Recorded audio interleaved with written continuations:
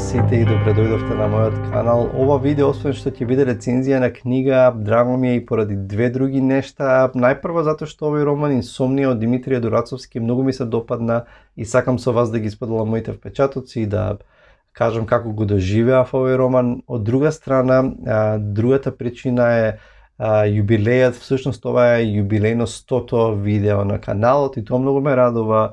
Ме радува вашата поддршка, вашиот фидбек, коментарите, ви благодарам за тоа. Се надам ќе ви се допаѓаат видеата, може да продолжите да ме следите тука на YouTube, да стиснете subscribe ако не сте го направиле тоа.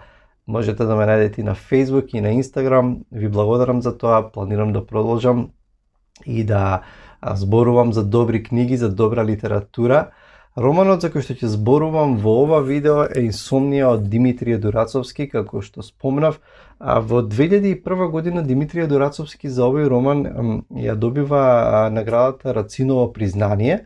И овој роман од тогаш си има една своја репутација, особено кај познавачите на литературата. Важи за прв постмодернистички роман во Македонија.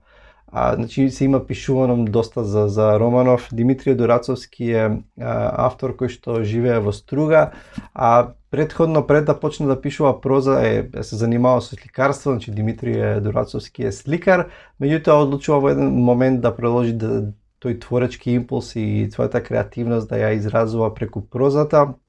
Пишува раскази, романи, има две збирки раскази, има уште еден роман освен Инсомнија. И оно што е супер што во 2018 година издавачката куќа Темплом ги издаде неговите книги во 3 тома, овакви убави изданија со тврда корица. И овде нека не ве плаши ова издание, тука имаш повеќе од 600 страници има ова издание, меѓутоа првите 250 се романот, подоцна има на наредните 200 страници има индекс со зборови кои што се среќаваат во Инсомнија и подоцна има околу 150 до 200 страници исто така со осврти, интервјуа, рецензии во дневниот печат, особено по добивањето на наградата Рациново признание.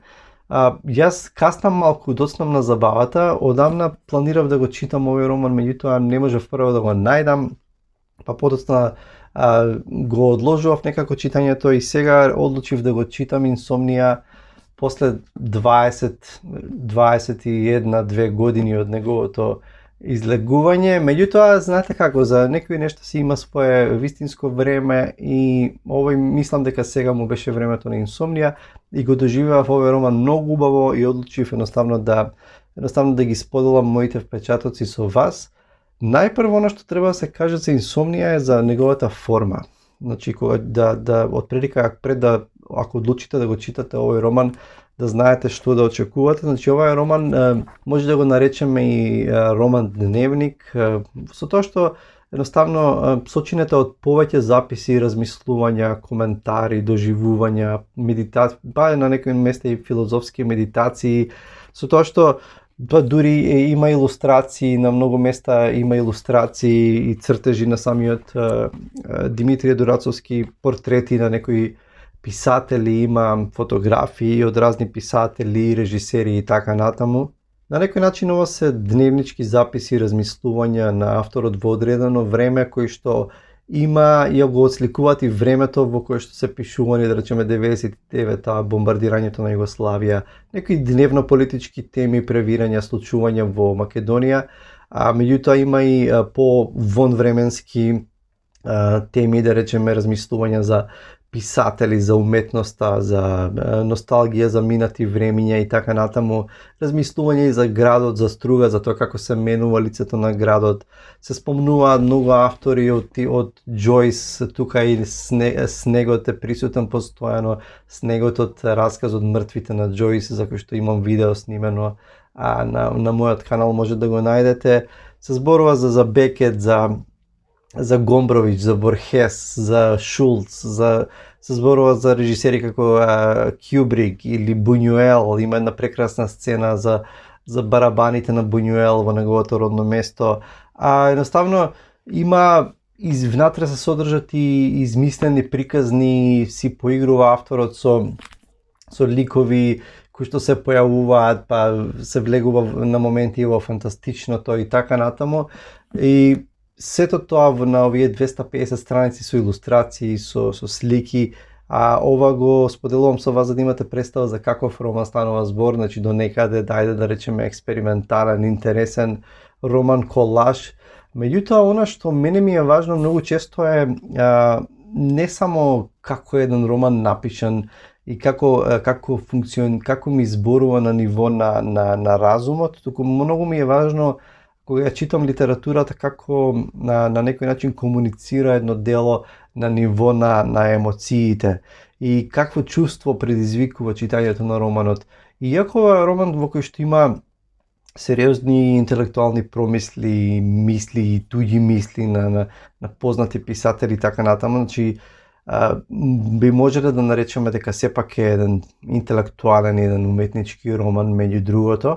Меѓутоа, чувството е и секако тоа произлегува од авторот. Тоа чувство е едно чувство на кроткост и ненаметливост. Едноставно, овој раскажувачот, авторот ве поканува на некој начин во неговиот свет, меѓутоа не е гласен. Тој едноставно размислува на глас, има одредена кроткост и на некој начин чувството, и тоа ми беше интересно дека иако ова не е роман во кој што дејството ве прави да не можете да дочекате што се случува во наредното поглавје и така натаму, ве движи напнати во исчекување од поглавје во поглавје, не е таков роман, меѓутоа имаше такво дејство врз мене. Едноставно една мека, кротка привлечност да можеби атмосферата која што е често прикажана, некој чувство и на носталгија, струга и светот на авторот, што мене едноставно го почувствував како кога сте кај некого на гости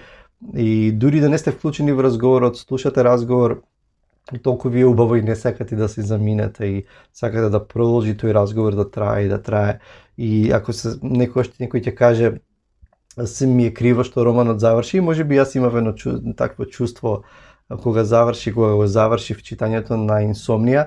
И оно што сега сакам да го направам е да извлеков неколку нешта што мене ми комуницира и ми беа на некој начин ми беа важни, ми значеа, можеби ми поставија прашања, можеби едноставно мене ми комуницира, што сакам да ги извадам, да ги потенцирам и на некој начин да ги прокоментирам.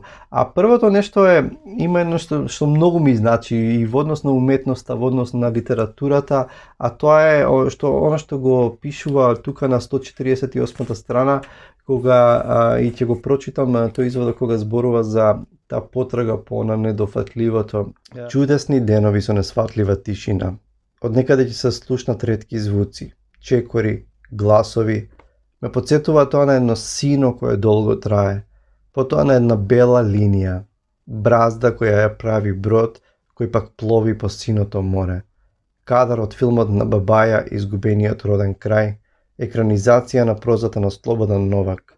Потоа блеење на овци, звук на звонци, само звук и боја.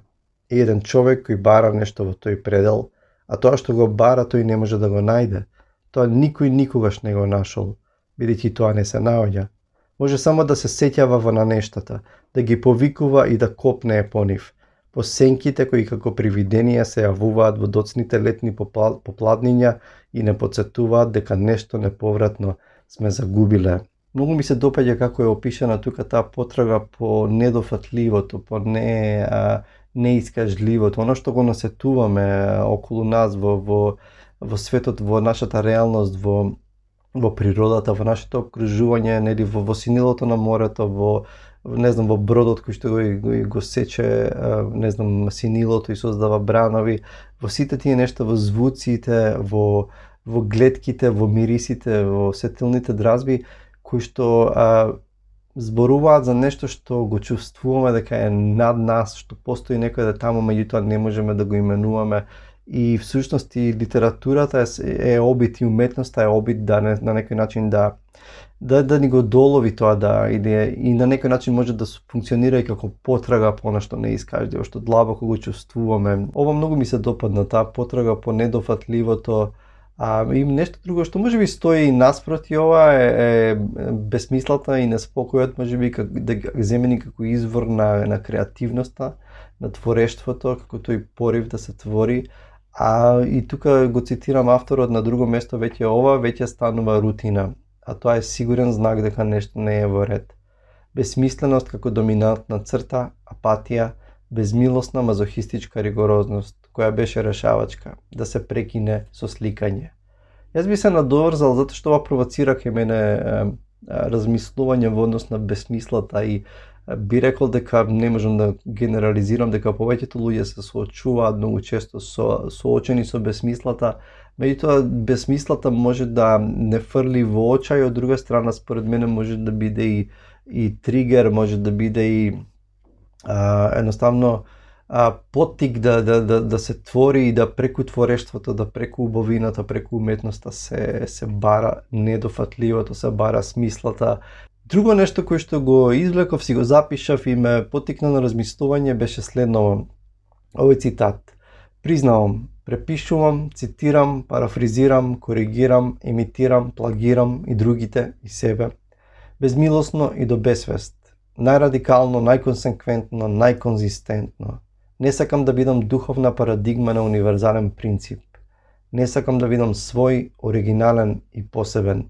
Сакам да бидам периферен и маргинален. И зошто да не, безличен. Да бидам секој, за да бидам никој.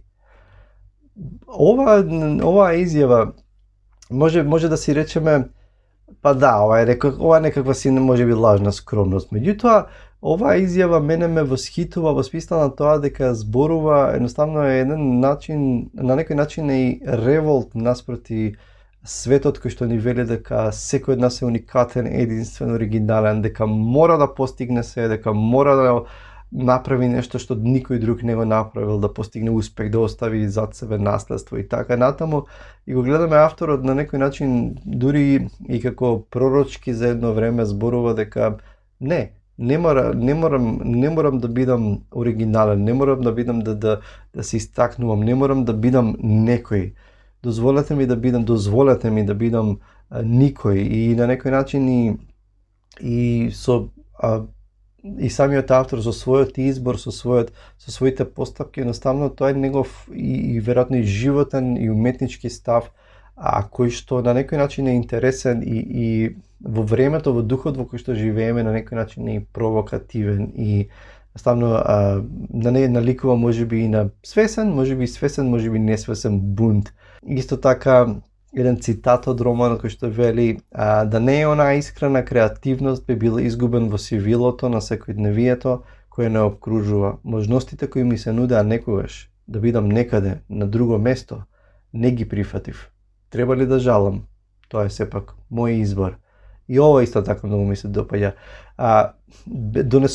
Свесно донесуваме одлуки за животот. Дали ќе бидеме поповлечени, дали ќе бидеме поангажирани и така натаму, дали ќе пробуваме да градиме кариера и да заминеме на друго подобро место или ќе одлучиме свесно да живееме таму каде што сме и можеби свесно откажувајќи се од некои можности затоа што задоволни сме или сакаме да бидеме таму каде што сме, затоа што не дефинира само местоположбата каде сме или колку пари заработуваме или така натаму. И меѓутоа и во сето тоа останува едно нешто, во сето тоа дури кога правиме избор, живееме можеби во некоја невозбудливост, неоригиналност и не знам каква состојба, сепак останува креативна искра. Да не е онаа креативна искра би бил изгубен во сивилото на секојдневието. И се согласувам, креативноста е таа која што ако се отвориме за креативност, ако се отвориме и за творештвото, да бидеме креативни, креативноста е таа искра која што ни дава надеж и која што ни го носи боја во нашето сиво секојдневие и таа креативност треба да ја негуваме, а таа креативност не познава место и не бара таа пари или други нешта за да биде изразена. И последниот изводок што сакам да го прочитам е некаде од самиот крај на романот, кој што многу ми зборуваше и ме остави со мисла.